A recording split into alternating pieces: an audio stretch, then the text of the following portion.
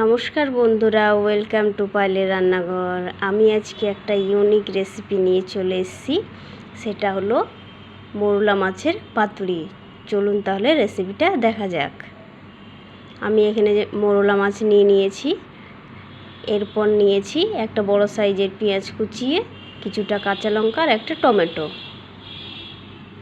এরপর আমি নিয়েছি লাউ পাতা। লাউ পাতাগুলো একটু বড় বড় হলে ভালো হয়।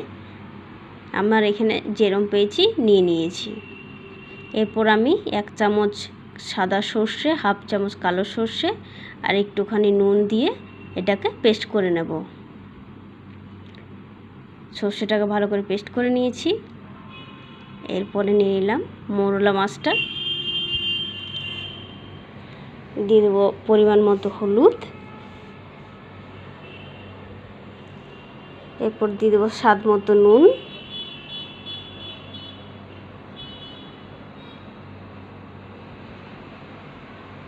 এরপর দিয়ে দেবো সামান্য লঙ্কা গুঁড়ো। লঙ্কা গুঁড়োটা বেশি দিইনি, একটুখানি দিয়েছি জাস্ট কালারের জন্য। দিয়ে দিলাম কুচিয়ে রাখা পেঁয়াজ, টমেটো আর কাঁচা লঙ্কা। এরপর দিয়ে দেবো সর্ষের তেল। এখানে একটু তেলটা বেশি করে দিতে হবে।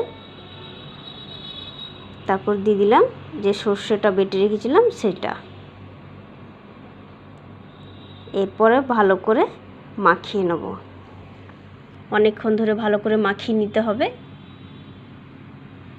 মাছটাকে ভালো করে মাখিয়ে আমি কিছুক্ষণের জন্য রেখে দেব।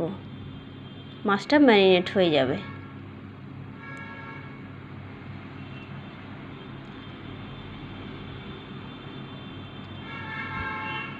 চলো, মাছটা মাখানো হয়ে গেছে। এরপর আমি কিছুক্ষণের জন্য রেখে দেব। এখানে নিয়েছি একটা প্লেটের মধ্যে ভালো করে পাতাগুলোকে সাজিয়ে নিতে হবে। পাতাগুলো আমি কীরকম করে দিচ্ছি সেটা দেখে নিন। এরকমভাবে পাতাগুলো দেবেন, তাহলে খুলবে না।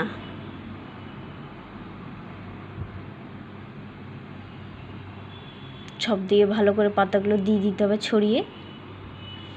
এরকম একটু বড় বড় সাইজের পাতাগুলো হলে ভালো হয়। আমি বেশি বড় পাতা পাইনি, এরকম সাইজেরই পেয়েছি। চলুন, পাতাগুলো সব দেওয়া হয়ে গেছে। এরপর দিয়ে দেবো মাছটা।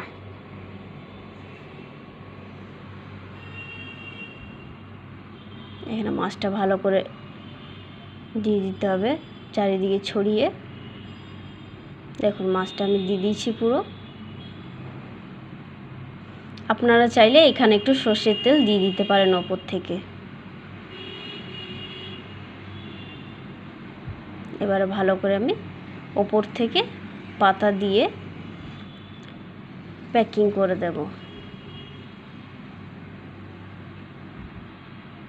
ভালো করে পাতাগুলো সাজিয়ে দিতে হবে যাতে সাইড দিয়ে না বেরিয়ে যায়। এই মাছটা করার এইটাই হলো আসল। আমি একটা জিনিস ভুল করেছি, এটা আপনারা আগে করে নেবেন। পাতা দেওয়ার আগে তলায় সুতোটাকে দিয়ে নেবেন। আমি দিতে ভুলে গেছিলাম, তাই জন্য আমার এখানে দিতে একটু অসুবিধা হয়েছে। এরপর ভালো করে সুতো দিয়ে বেঁধে নিতে হবে। হালকা করে বাঁধবেন, বেশি টাইট করবেন না।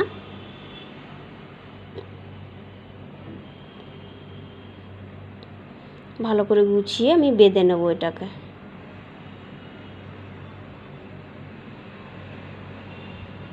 এমনভাবে বাঁধবেন যাতে বেরিয়ে না যায়। দেখুন, এটাকে ভালো করে আমি বেঁধে নেব।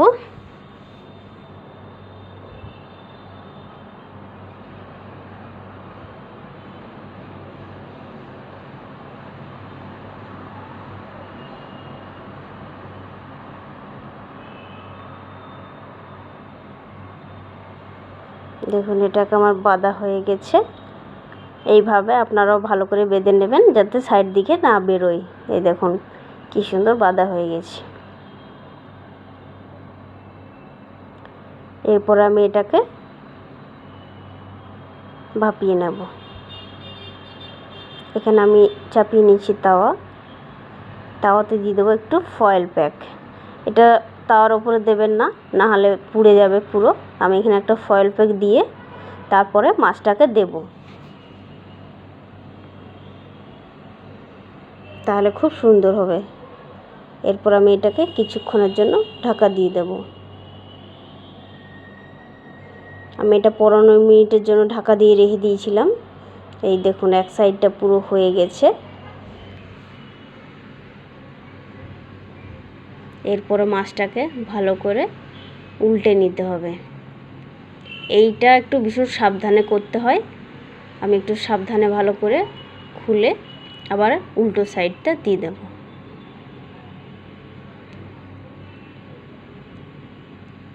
এক সাইড হয়ে গেছে, এরপর আরেক সাইড হতে দিয়ে দেব। এই দেখুন আরেক সাইড বসিয়ে দিলাম। আবার এটা আমি কিছুক্ষণের জন্য ঢাকা দিয়ে দেব।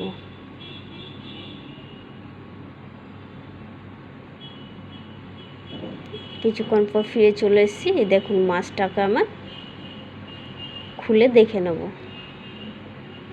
মাছটা পুরো কমপ্লিট হয়ে গেছে। এগুলো একটু ভালো করে করতে হবে যাতে ফুটো না হয়ে যায়, বেরিয়ে যেতে না যায়।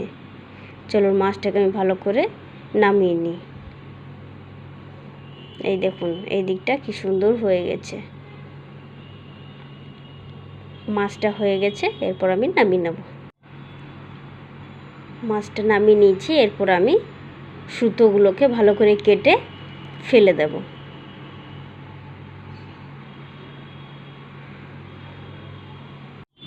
সুতোগুলো এরকম কাঁচিতে কেটে টান দিলেই বেরিয়ে আসবে, অসুবিধা হবে না কিছু।